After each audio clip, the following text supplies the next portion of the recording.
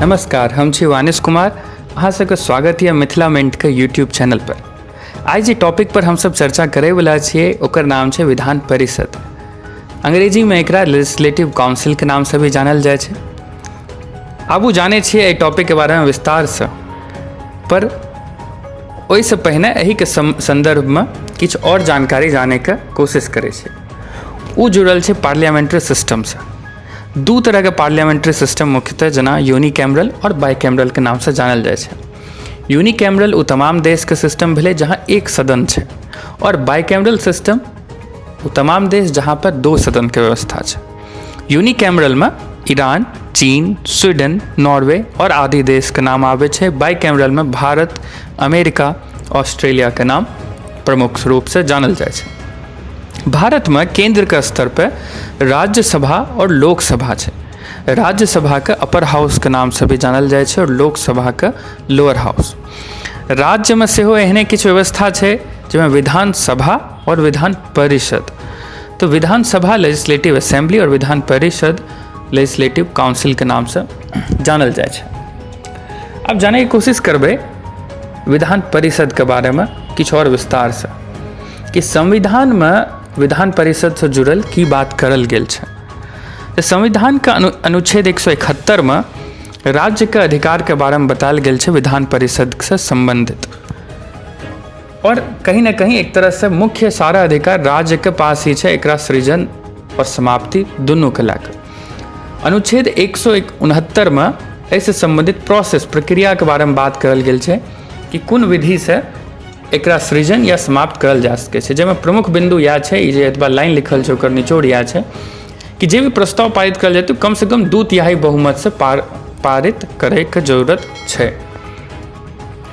तकर बाद जाने छै कि जेकर चुनाव होइ छै विधान परिषद के चुनाव के चुने छै और कोन कोन प्रक्रिया के तहत चुनल जाए छै। तो 1/3 सदस्य तो विधानसभा के सदस्य ही चुने छै। बाकी तकर बाद 1/3 सदस्य जे छै वो नगर पालिका के सदस्य, जिला बोर्ड, राज्य के और अन्य सदस्य मिलकर विधान परिषद के सदस्य के चुनाव करे छै। 1/12 लोग एहन छै जे शिक्षण कार्य में कोनो संस्थान में लागल हो, अध्यापन के कार्य में।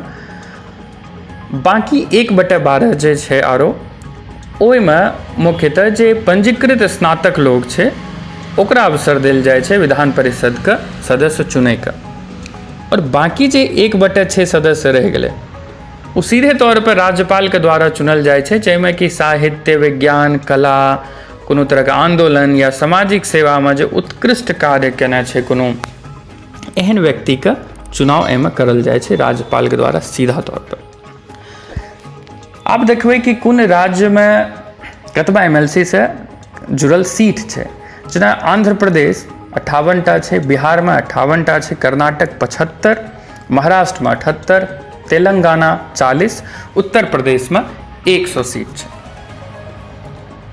एहिसँ जुड़ल किछु नया ताजा मामला सब कि कतऽ कोन राज्य में की डेवलपमेंट भए रहल छै से जुड़ल, ओकर बारे में जाने के कोशिश करै छी। तऽ जब मध्य प्रदेश में चुनाव भेल रहे जाहिमे कांग्रेस जीत के आयल रहे, कमलनाथ जी के सरकार बनल रहे, ओहिमे हुनकर सबके मैनिफेस्टो में रहे कि विधान परिषद के गठन करल जेतै।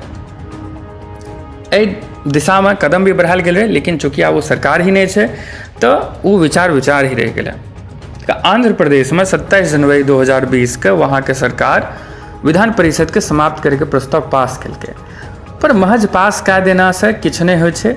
एकर आगाँ भी बहुत लंबा प्रक्रिया छै, बहुत जगह पेंडिंग में रहे छै, जेकर उदाहरण छै असम और राजस्थान के प्रस्ताव संसद में पेंडिंग में पड़ल छै।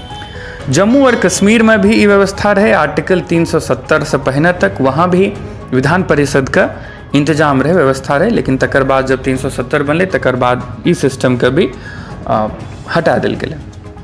आप ऐसे संबंधित योग्यता की चाहिए एमएलसी बनेला, तो ओहिमे छै कि भारत का नागरिक होना चाहिए, आयु 30 वर्ष होना चाहिए कम से कम, मानसिक रूप से असमर्थ और दिवालिया नहीं होना चाहिए, जै क्षेत्र से चुनाव लड़ रहल छियै वहाँ के मतदाता सूची में नाम होना चाहिए, और समान समय में कोनो और सदन के सदस्य नहीं होना चाहिए। अब जब एकर निर्माण से जुड़ल बात भेल रहे एकर गठन से, तो ओकर समर्थन और विरोध दुनू तरह के बात उठलै। समर्थन में जे बात उठले ओहिमे प्रमुख बिंदु में ई छै कि चेक एंड बैलेंस के काम करते। जे जनता द्वारा सरकार चुनल गेल छै, वो कहीं बिल्कुल अपन मन से जतय जना जे भेलै वो नहीं करने जा रहल छै, बिल प्रस्ताव से नहीं पास करने जा रहल छै, ओहि पर एक नज़र राखते कि ओहि पर चर्चा हो, बात हो, लोग तक बात पहुँचे।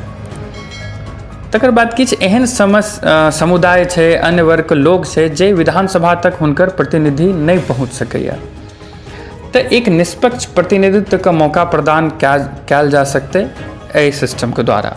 तकर बहुत लोग एहन छै जे चुनावी तामझाम में हिस्सा नहीं लै सकै छै, जे किछु बुद्धिजीवी और शिक्षाविद लोग छै जे नहीं लै ले चाहे छै एहन तामझाम में, तो हुनको लिए एक प्लेटफॉर्म रहते कि वो अपन योगदान दे पाते विभिन्न मुद्दा पर।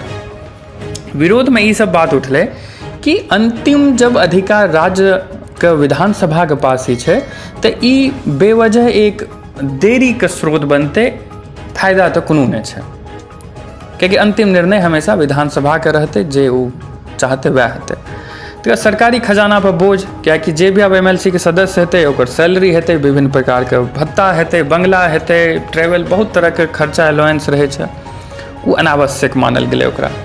तो स्नातक के जे एक विशेष अधिकार दे देल गेल छै, ओकरा भी अच्छा नहीं मानल गेलै। तकर बाद जाने की कोशिश करे छिए कि विधान परिषद और राज्यसभा के बीच में तुलना, हालांकि कोनो तुलना नहीं होना चाहिए, क्योंकि राज्यसभा एहि मामला में बहुत पावरफुल छै, बहुत तरह के अधिकार छै। राज्यसभा के सदस्य राष्ट्रपति और उपराष्ट्रपति के चुनाव वोट कए सकै छै, पर MLC के ही अधिकार नहीं छै। राज्यसभा के जे चेयरपर्सन होइ छै वो उपराष्ट्रपति होइ छै, जबकि विधान परिषद में MLC के बीच में से ही किनको चुन के और चेयरपर्सन बना देल जाए छै। राज्यसभा जतवा पावर गैर वित्तीय मामला में नहीं छै।